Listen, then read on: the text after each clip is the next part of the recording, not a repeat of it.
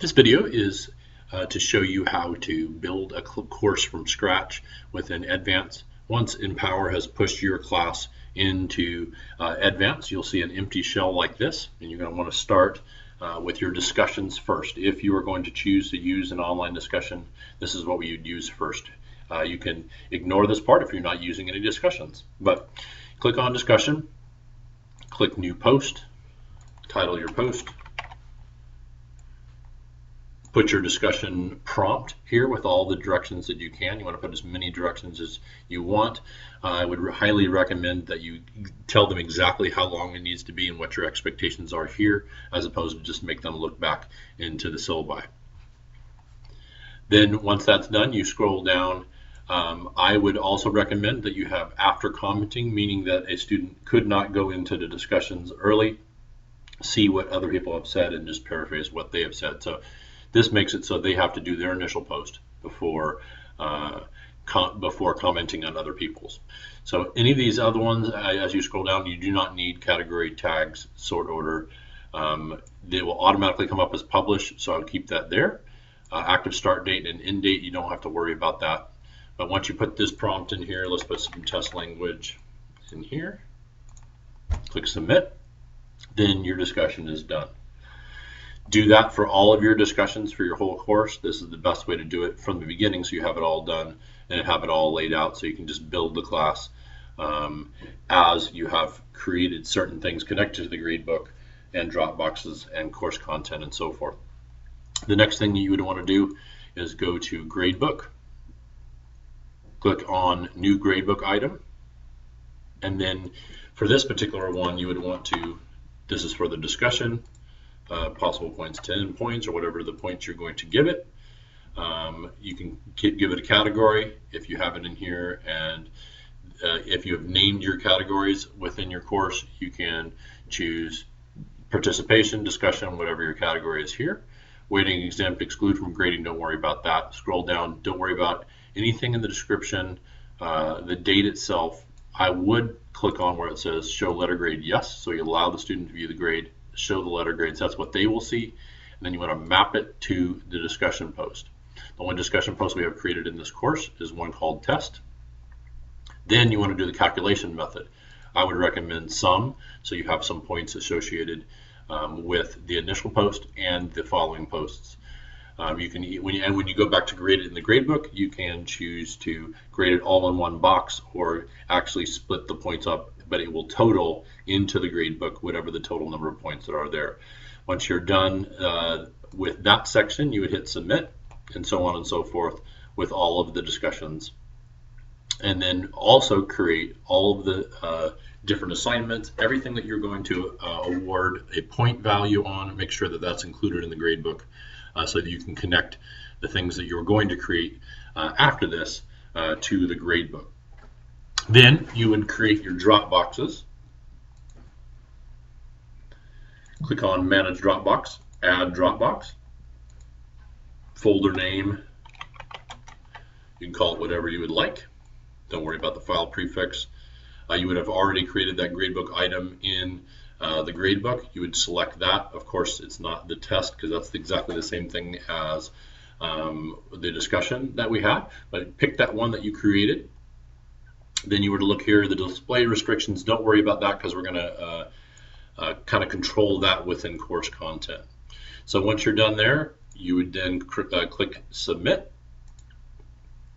If you did not connect it to a gradebook item, it will have this black triangle, and that's how you know that something is disconnected and you need to go back into the edit button and then go fix that, connect it to the correct gradebook item, and then keep on building your Dropboxes all the way until the completion of the content that you want to use in your course.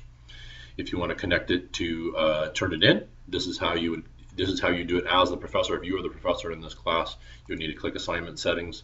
As soon as you click assignment settings, it will come up and turn it in, and then you will set up according to the instructions in the turn it in video. The next thing you would want to do is build things into your repository if you haven't already. If there are files that you would like to attach into course content or put in the resources, you would upload these here. If they are questions, as far as quiz or test questions, you would need to insert them here. So you want to import a question bank from a publisher, you would do that here. But you would basically upload the quiz questions into a certain folder. If you do not have a folder named already, you would want to name this whatever your name of your test is. Then you scroll down in your repository, and then you create your questions. New question, true, false, multiple choice, multiple answer matching. You just keep on building that particular test, and then later on you will then attach that test to the gradebook, and then also into course content. Get out of the repository once you've built all the repository items. Click Tests, New, title it.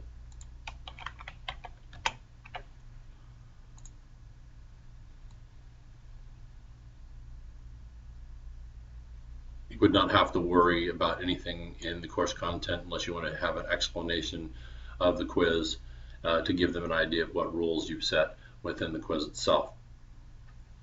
Then you don't have to worry about password protect, restrict date, time limit, unless you want to set that time limit very specifically, whether in class or that night. You can use those tools. The more tools you use, the harder it is for you to kind of manipulate and be able to kind of understand how to do some of the grading and stuff like that. So I would recommend against that as much as possible. Auto retake, you can set for them to take it all the way up to 100% if the idea is just them to get the right answer to be able to review, especially in review tests. You can set up your area where it says allow student to review test or not review, immediate feedback, and you can build feedback into the quizzes. The category is test. You have all these things that really you can choose depending on what type of quiz you have, and then you will submit that. Once that is submitted, you try to figure out where the questions need to come from, which are those that you uploaded into the repository. So let's say I uploaded these specific ones before. I want all of these questions in the test. I add the selected questions to the test. Click OK. Once that is done, I'll click Next. Figure out what order I want those in.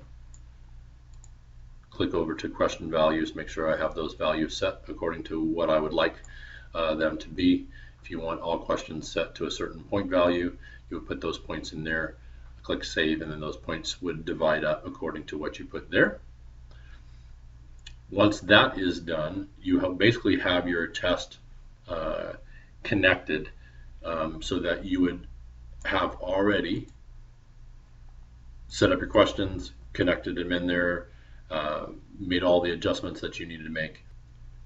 Then you would come back to the gradebook map to make sure that your tests that you have created are connected to the gradebook.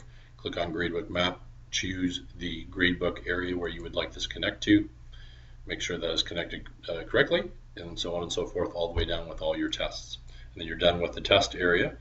Then I would create course content next. Click on course content. In this particular area, we have already created some test content, but I'll just do a new one here. Anything that you would like. Don't worry about the start date and end date. We can publish or put into draft right in the course content itself. So you can just keep this test 3, don't put anything in there. The course content itself, you don't need to put any description in this area because you're basically putting information within the content itself, and this is just a holding folder. So you have this here. Keep it in draft form until you want it to be published, unless you are holding your class closed until a certain date, and you're going to make that class live, and you can just automatically push publish so that when you push your class out live, the student would be able to see all of these things that you've built. So you would click into test 3. Once that's completed, you add content to that category, and then let's say it's Monday assignments. or some Monday assignment, you go, okay, I would like to select the content. You have already created a Dropbox. Come in here, click Dropbox, connect the Dropbox, submit. This is Monday assignment. You, of course, would want to give instructions in this section, in the course content section box, with all the details that you can give for the student. Everything you have in the syllabi and more, exactly what you expect for citation, for length, for quality, what you're going to be grading against. Put that information in here as concise as possible, and then click submit. And then that student will be able to see the instructions there. The same thing would be need to do for tests. You'd also need to do for discussions, reading, even if there's not connected to a Dropbox, reading instructions. Give all the instructions for that particular week in the course content itself. Then, if you want to use resources, so let's say if you have 4 or 5 PowerPoints a week or something like that, and you want to just have them accessible, they're not really attached to any points, but you want to have them accessible to be able to see at any point to review, click on resources. And within the resources, you would have had to have already uploaded these documents and files into your repository. Click on manage resources, find that within your repository, click on the folder that you would like to show within the class, and then click submit. Then what you would need to do after you've completed all of these tasks is to go into settings and to set what you would like the students to see. Many of the things that are on the left-hand column for a professor, students are not going to be able to see anyway. But what I would recommend is that you turn course content on, and then if you used resources, turn resources on, and that's all. And then click save. That means a student would only see the course home button, the resources button if you use it, and course content. So course home, resources, and course content. They don't need to see Dropboxes. They don't need to see tests. They don't need to see quizzes or they don't need to see tests. They don't need to see discussions. They can get to those through their course content. Then once that's all completed and you've done that, to make your course live, usually Empower will push over the start date of the exact first day of your course in here, and it will also give an expire date. You will need to make sure as you want this course to go live. So say you want it to go live today, and today is the 18th. You would click on the 18th. I would like it to be the start date. Make sure the expire date is blank so that your course does not close. So that a student during that last day and finals and stuff is trying to turn stuff in, that your class doesn't close on them. Keep it open. That'll be a lot easier for you to be able to handle any late work that comes in that you will accept. Once that start date is put in there, your class will go live as soon as you are to save the settings.